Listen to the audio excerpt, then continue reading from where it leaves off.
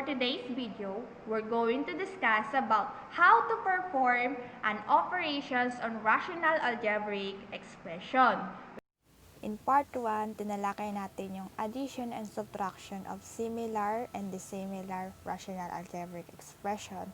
For today's video, we're going to discuss about multiplication and division of rational algebraic expression.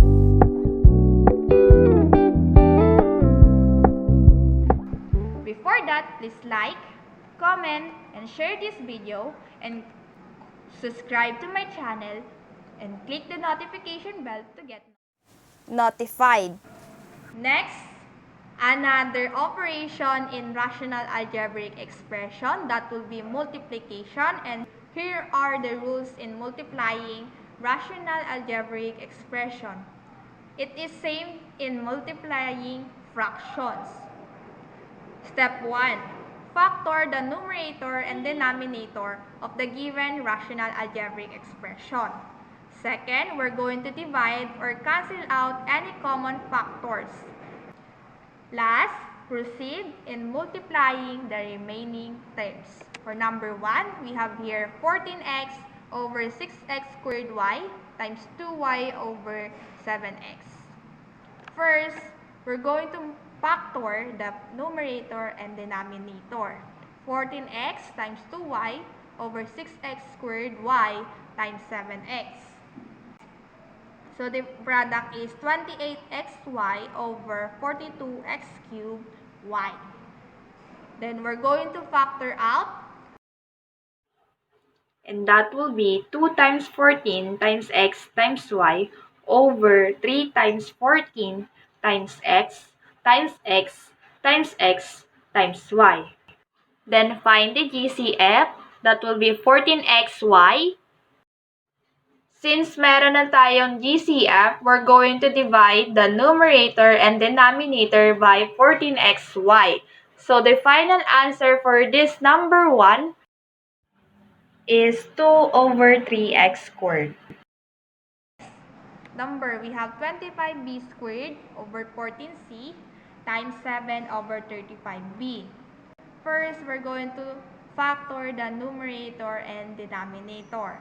Ganyan ang mangyayari. Next, kunin mo yung product. So, we have 175b squared over 490bc. Next, we're going to find the GCF. So our GCF here is 35b. We're going to divide the numerator and denominator by the common factor 35b. So the final answer is 5b over 14c. Look at the right side. There is other way in getting the simplest form in multiplying rational algebraic expression. Tingin ka ngayon dun sa dalawang fraction. Alin dito ang mas madali mong isimplify at makuha yung GCF? That will be 25b squared and 35b. We are going to find the factors for 25b squared and 35b. That will be 5 times 5 times b times b for 25b squared. Sa 35b naman, 5 times 7 times b. Then, hanapin mo yung GCF, that will be 5b. Ang matitira is 5b and 7. Ganon din sa 7 and 14. Tingnan mo yung may pagkakaparehas na factors nila. Hanapin mo muna yung factors. Tapos, hanapin mo yung GCF, that will be 7. So, matitira is 1 and 2c. Now, yung 5b, i-multiply mo kay 1. Sa denominator, multiply mo si 2c kay 7. So, ang product is 5b over 14c is the final answer. Parehas lang sila ng sagot. Next, last. Division of rational algebraic expression. The quotient of two rational expressions is the product of the dividend and reciprocal of the divisor in symbols. a over b divided by c over d. We're going to find the reciprocal of c over d is equal to a over d times d over c is equal to the product of numerator and denominator a times d over b times c, where b, c, and d is not equal to 0.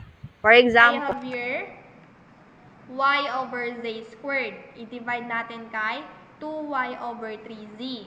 First step, we're going to reciprocal yung nasa right side. So, y over z squared times 3z over 2y.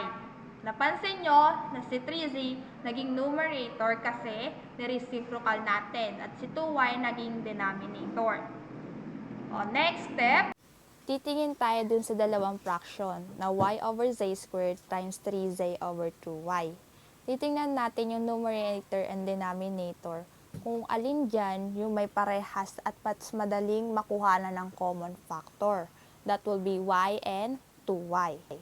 so ang factors ng y is y, si 2y is 2 times y.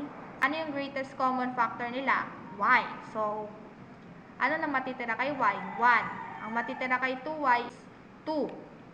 So, ano naman yung natitira dyan na may pagkakaparehas? That will be 3z and z squared. Hanapin mo yung factors ni 3z.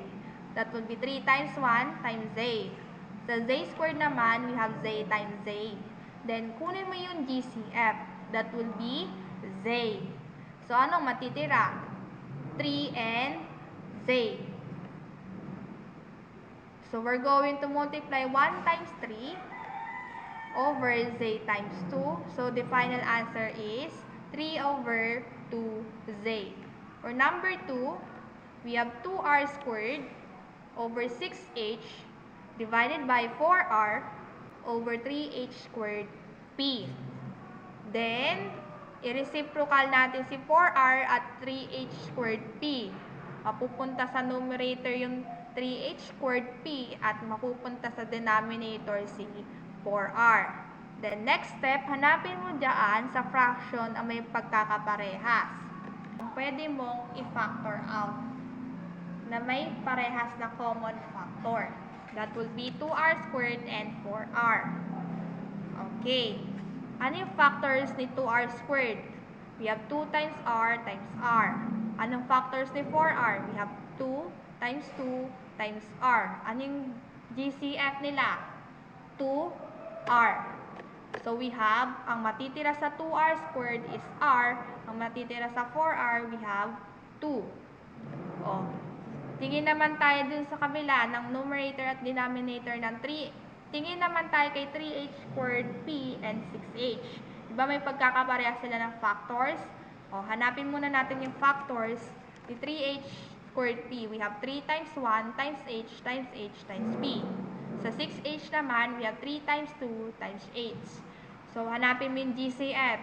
That will be 3h. Ano na matitira kay 3h squared p? That will be HP. Sa 6H is 2H. O, diba?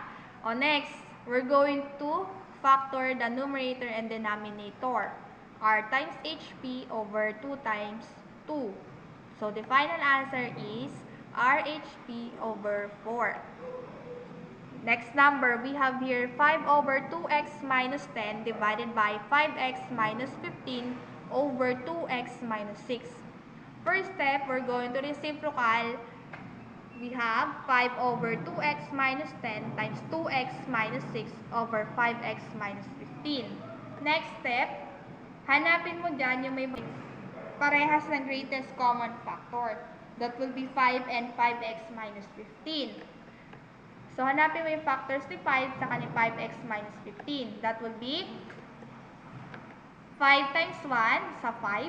Sa 5x minus 15, we have 5 times the quantity x minus 3. Ano yung GCF nila? That will be 5. Ang matitira kay 5, 1 na lang. Ang matitira kay 5x minus 15 is x minus 3. O, sa 2x minus 6 naman, we have 2x minus 6 and 2x minus 10. Ano yung factors nila? That will be 2 times x minus 3 sa 2x minus 6. Sa 2x minus 10 naman, we have 2 times x minus 5. Ano yung GCF nila? That will be 2. So, we have the final answer, x minus 3 and x minus 5. Then, kunin mo yung factor. So, we have 1 times x minus 3 over quantity x minus 5 times quantity x minus 3. So the final answer is 1 over x minus 5. That's all. Thank you and God bless. See you in our next video. Bye!